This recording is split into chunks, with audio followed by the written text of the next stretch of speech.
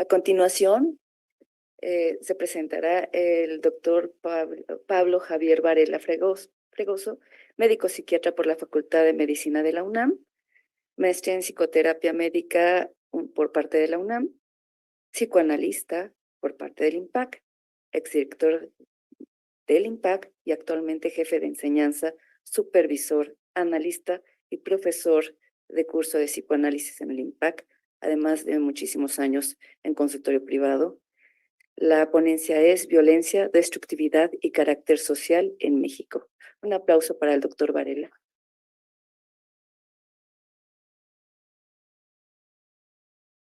Muchas gracias.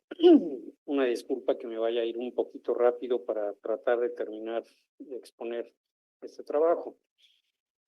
Como ya dijeron, se llama Violencia, Destructividad y Carácter Social en México. Voy a empezar con una cita de Octavio Paz, del Laberinto de la Soledad. En suma, la historia podrá esclarecer el origen de nuestros fantasmas, pero no los disipará. Solo nosotros podemos enfrentarnos a ellos. O dicho de otro modo, la historia nos ayuda a comprender ciertos rasgos de nuestro carácter, a condición de que seamos capaces de aislarlos y denunciarlos previamente. Nosotros somos los únicos que podemos contestar a las preguntas que nos hacen la realidad y nuestro propio ser. Algo que siempre interesó a Fromm fue el poder entender y explicar la destructividad humana. A diferencia de Freud, quien también trató de explicar este fenómeno, Fromm abandonó la teoría de la libido y amplió los conceptos de Freud desde una perspectiva más amplia, incorporando aspectos sociológicos y con un enfoque de un humanismo dialéctico. En uno de sus libros, El corazón del hombre, hace un análisis del fenómeno de la destructividad, el narcisismo y la fijación incestuosa, desde un enfoque psicoanalítico humanista y al que considera como la contrapartida de otro de sus libros, El arte de amar, y propone dos síndromes, uno de crecimiento, que implica el amor a la vida, a la independencia y a la superación del narcisismo, y otro contrario, que sería el síndrome de decadencia, caracterizado por el amor a la muerte, la simbiosis incestuosa y el narcisismo maligno.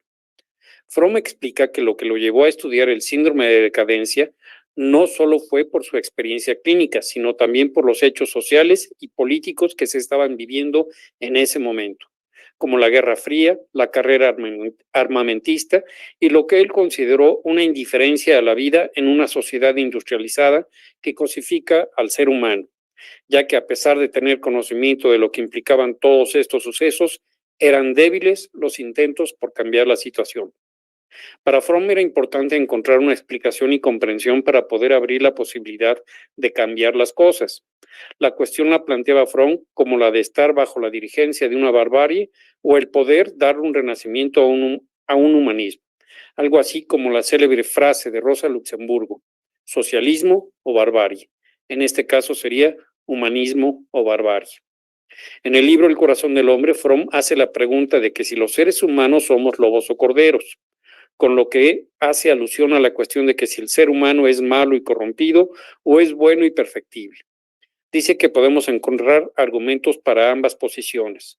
Advierte también que los hechos destructivos que podemos encontrar a lo largo de la historia de la humanidad llevan a una sensación de impotencia y a la creencia de que la destructividad está en la naturaleza humana. Creencia que se basa en dos falacias de acuerdo a Fromm. Una es que la fuerza e intensidad de las fuerzas destructoras no implica que sean invencibles. Y la otra es la premisa de que las guerras son consecuencia principalmente de fuerzas psicológicas. Las guerras son consecuencia de decisiones tomadas por hombres concretos, políticos, militares, grandes consorcios con intereses económicos, etc. Hombres no diferentes del hombre ordinario, egoístas y narcisistas, pero no especialmente crueles o malignos, pero que si llegan a puestos de poder pueden causar daños inmensos. Para Fromm, el hombre ordinario con poder extraordinario es el principal peligro para la humanidad, y dice que es el síndrome de decadencia el que mueve al hombre a destruir por el gusto de la destrucción, así como a odiar por odiar. Tipos de violencia de acuerdo a Fromm. Fromm describe diferentes tipos de violencia. Menciona un tipo de violencia no patológica y relativamente normal, la violencia lúdica. Otro tipo, tal vez la más frecuente, es la llamada reactiva, que es la que se usa en defensa de la vida, la libertad, la dignidad o la propiedad y generada por el miedo a una situación real o ficticia, consciente o inconsciente y que está al servicio de la vida. Es decir, su finalidad no es destruir por destruir. Este tipo de violencia se puede presentar como resultado de una manipulación por diferentes tipos de líderes, políticos, religiosos, etcétera. Este tipo de violencia también se puede presentar como consecuencia de un sentimiento de frustración, muchas veces relacionado con los celos y la envidia. En este tipo de violencia reactiva, dice Fromm, que se puede encontrar un subtipo, la vengativa, que es el recurso del impotente y del inválido para tratar de restablecer su autoestima. Un aspecto de suma importancia respecto a la violencia vengativa es lo que Fromm llama quebrantamiento de la fe, que se presenta, por ejemplo, en el niño que tiene fe en un adulto, la madre, el padre, el abuelo, etcétera, pero que es decepcionado cuando se da cuenta de que ese adulto en el que confía miente, lo traiciona, le demuestra desinterés cuando lo requiere. Finalmente, es el quebranto ante la fe en la vida. Una forma para superar esta decepción es a través de la persecución de fines mundanos, como el dinero. El desengaño de la vida genera la destructividad de la desesperación, el odio a la vida. Continuando con los diferentes tipos de violencia, Fromm describe un tipo de violencia más patológica que las anteriores, la compensadora. Este tipo deriva de la incapacidad de actuar de forma productiva. Es un tipo de impotencia que se compensa con este tipo de violencia, en ocasiones sometiéndose a una persona o a un grupo que tiene poder, identificándose con esa persona o grupo, con la ilusión de estar actuando. Fromm plantea dos formas de trascender la vida, creándola o destruyéndola. Para crearla se necesitan cualidades, se requiere de potencia. Para destruirla no se requieren cualidades, solo se necesita fuerza. Paradójicamente, el ser humano, cuando es impotente, necesita destruir para trascender su existencia y no ser simplemente un objeto, una cosa. Dice Fromm que es una manera de vengarse de la vida porque la vida se le niega. La violencia compensadora tiene sus raíces, en la impotencia. El sadismo es el impulso de controlar absolutamente a otro ser vivo, convertirlo en una cosa y así hacer que pierda la libertad. Por último, Fromm habla de la violencia como una sed de sangre arcaica. Este tipo de violencia encontramos la pasión de matar como un modo de trascender la vida. Es un estado regresivo, preindividual, convirtiéndose en un animal que carece de razón y donde además el ser muerto es la alternativa a matar. Carácter social. Por otra parte, una de las aportaciones más importantes de Fromm es el concepto de carácter social, noción que se desarrolló desde el materialismo histórico de Marx, el psicoanálisis de Freud y las ideas de Weber sobre la influencia de la religión, el protestantismo, sobre el desarrollo social. Para Fromm, el carácter social es aquella parte de la estructura del carácter que es común a la mayoría de los individuos de un grupo social en un momento particular de su historia. Es entonces el núcleo esencial de la estructura del carácter de la mayoría de los miembros de un grupo, núcleo que se ha desarrollado como resultado de las experiencias básicas y los modos de vida comunes del grupo mismo.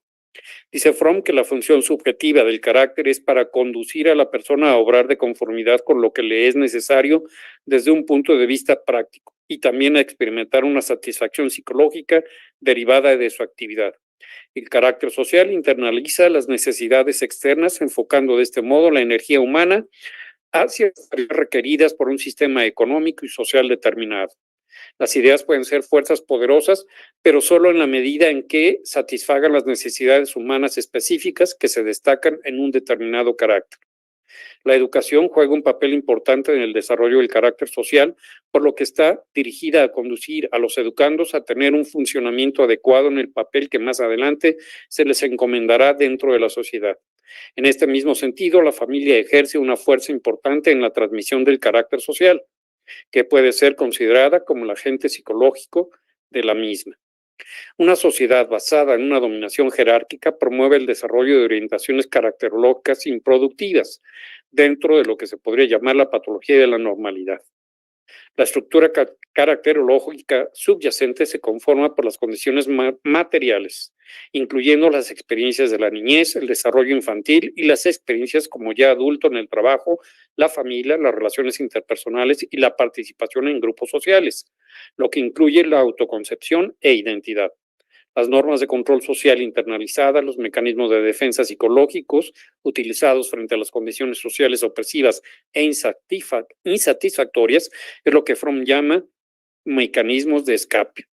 Las sociedades neoliberales actuales favorecen el tener sobre el ser, exaltando el narcisismo sobre la solidaridad social y haciendo pasar la dominación como libertad, produciendo aislamiento, pérdida de poder, falta de sentido, trayendo como consecuencia autoritarismo, intolerancia, violencia y destructividad. El carácter social puede tener un impacto significativo en la violencia. La violencia puede ser el resultado de diversos factores, incluyendo la genética, el entorno y la cultura. En este sentido, el carácter social, que se refiere a cómo las personas interactúan y se relacionan entre sí, puede influir en la violencia. Se esperaría que en una sociedad en que las personas se sientan más integradas y valoradas por su comunidad, será menos propensa a la violencia. Por el contrario, en las que se experimentan altos niveles de aislamiento social y desigualdad, pueden tener más problemas de violencia. Esto se debe a que las personas pueden sentirse menos valoradas y menos integradas, lo que puede llevar a la alienación y la frustración, que como ya se mencionó, puede ser motivo de violencia. Los valores y normas culturales también pueden influir en la violencia. En algunas culturas, la violencia se considera una forma aceptable de resolver conflictos, mientras que en otras se valora la negociación y la resolución pacífica de conflictos. Estos valores pueden influir en cómo las personas abordan los conflictos y cómo manejan situaciones potencialmente violentas. El carácter social puede tener un impacto significativo. Una sociedad que genere oportunidades y por tanto permita el desarrollo óptimo de las potencialidades puede reducir la incidencia de la violencia. Fromm creía que los seres humanos son criaturas sociales que requieren conexión y comunidad para prosperar. Argumentó que la sociedad moderna, con su énfasis en el individualismo y el materialismo, ha creado una sensación de alienación y soledad que puede conducir a problemas de salud mental. La sociedad ideal es aquella en que los individuos son libres de expresarse y perseguir sus objetivos, pero que también se sientan conectados con los demás y tengan un sentido de pertenencia. Creía Fromm que esto podría lograrse mediante el desarrollo de un carácter productivo que valore precisamente la creatividad, la cooperación y la empatía. También enfatizó la importancia del amor en las relaciones humanas, argumentando que es la base de todas las conexiones significativas entre individuos. Él creía que el amor requiere una profunda comprensión y aceptación de la otra persona. Violencia en México.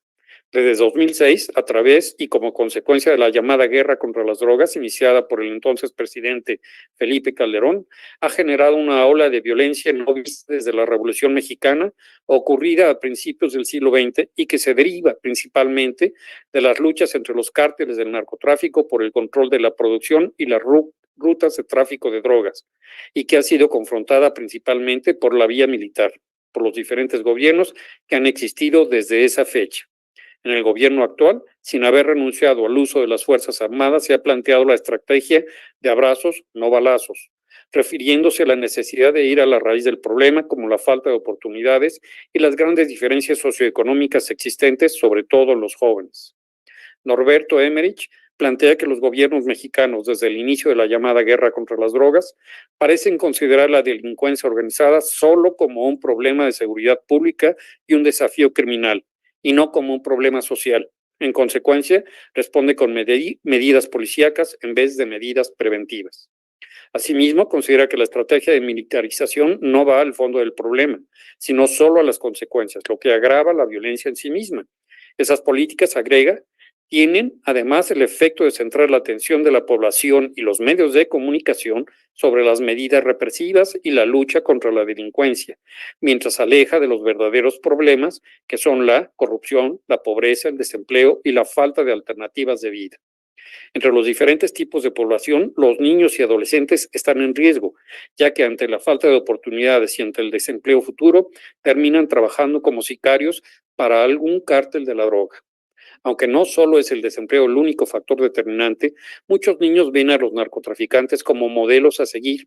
Esta fuerza es atractiva para muchos jóvenes que intentan ingresar a los cárteles buscando oportunidades para obtener recursos, a la vez que les brinda elementos de orgullo, distinción y jerarquía frente a sus pares que de otra manera les estarían vedados.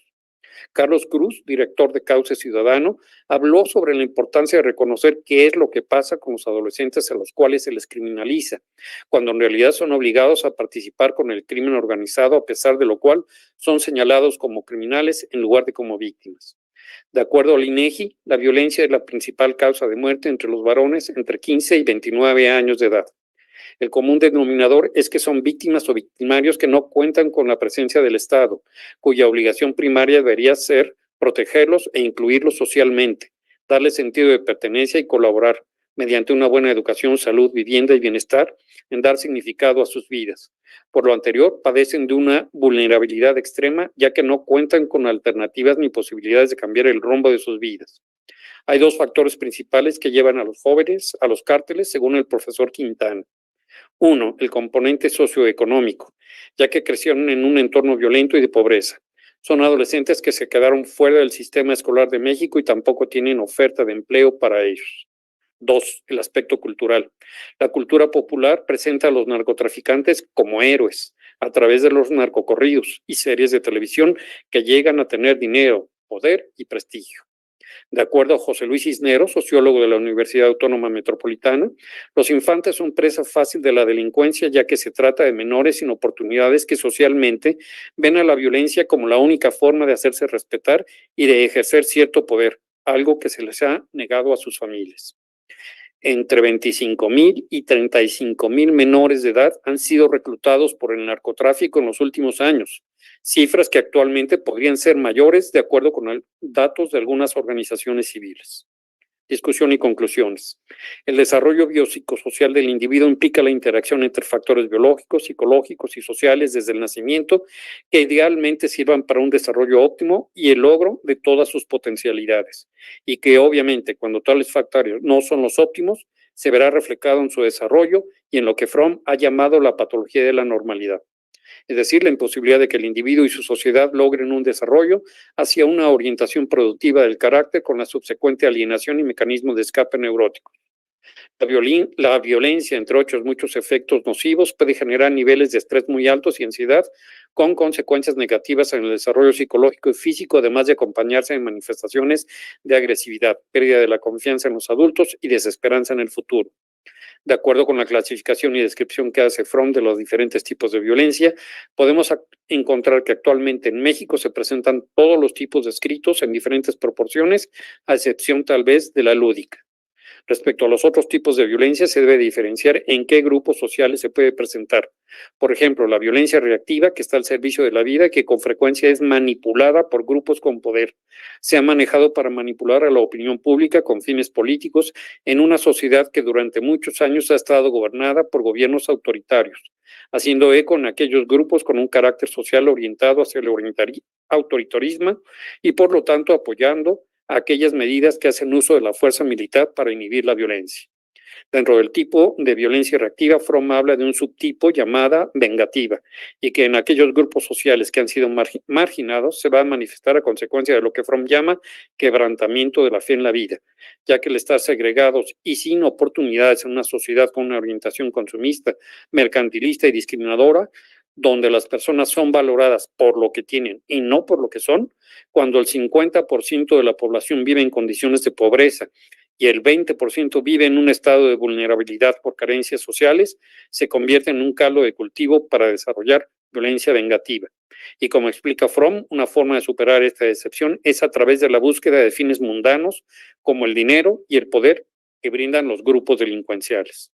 Cuando además existe una incapacidad de actuar de forma productiva, se da una violencia compensadora que desde la sociedad se manifiesta en aquellos grupos con una orientación autoritaria que se identifican con gobiernos represores y que los lleva a estigmatizar a los grupos de jóvenes más vulnerables que, como se ha mencionado previamente, son victimarios y víctimas a la vez.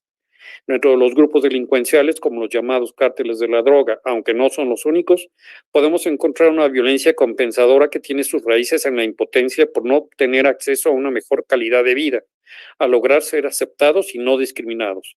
En este tipo de violencia encontramos que es resultado de una vida no vivida, que es sustituto patológico de la vida. Por último, no podemos pasar por alto la violencia como una sed de sangre arcaica, En este tipo de violencia encontramos la pasión de matar como un modo de trascender la vida. Es un estado regresivo preindividual, convirtiéndose en un animal que carece de razón y donde además de ser muerto es la alternativa a matar, que desafortunadamente podemos encontrar en algunos miembros del crimen organizado. Por otra parte, Lauren Laugman y George Lundskog, citando a Antonio Gramsci, hablan de un interregnum, que se refiere a un espacio que se abre durante un periodo de crisis, cuando los viejos valores mueren y los nuevos emergen, dando lugar a un periodo de síntomas mórbidos, polarizando a la sociedad, donde los grupos de derecha y ultraderecha claman por restaurar un pasado mejor, generando una agresión y violencia contra los grupos más vulnerables como los niños y adolescentes, los más pauperizados, entre otros, acentuándose las tendencias a un carácter social autoritario y destructivo. Durante estos periodos de crisis y transición se da una inestabilidad que se puede manifestar con sentimientos de pérdida de fuerza, aislamiento y anomia, predisponiendo a utilizar mecanismos de defensa de escape como una dinámica de dominación-subordinación, como lo explica Fromm en El miedo a la libertad.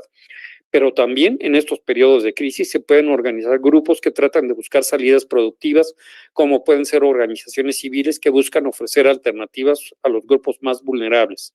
Un fenómeno que se pudo observar después del sismo del 85, cuando la sociedad de manera espontánea se organizó para ayudar a los afectados, incluso de una forma más efectiva que el gobierno. Los individuos de un grupo social están envueltos en una dinámica conformada por subsistemas que influyen en la formación del carácter social. Estos subsistemas pueden ser a un nivel micro, como son las experiencias de la niñez temprana en la familia; meso, como la escuela, la religión; y macro, como los valores culturales, las leyes y costumbres. En resumen, la sociedad, citando a Bauman como una sociedad líquida, es una sociedad en que las relaciones humanas son frágiles y efímeras. La inestabilidad laboral y la incertidumbre financiera son la norma, y los valores y la ética tradicionales han sido erosionados por el consumismo y la pérdida de identidad. En la medida que los sectores de la sociedad menos alienados promuevan el desarrollo de alternativas que fomenten un pensamiento crítico, en el que se promueva un humanismo, una solidaridad, un mayor activismo y sobre todo el poder generar alternativas realistas para las nuevas generaciones, habrá una esperanza de vivir en una sociedad más sana, como buscaba Fromm. Muchas gracias.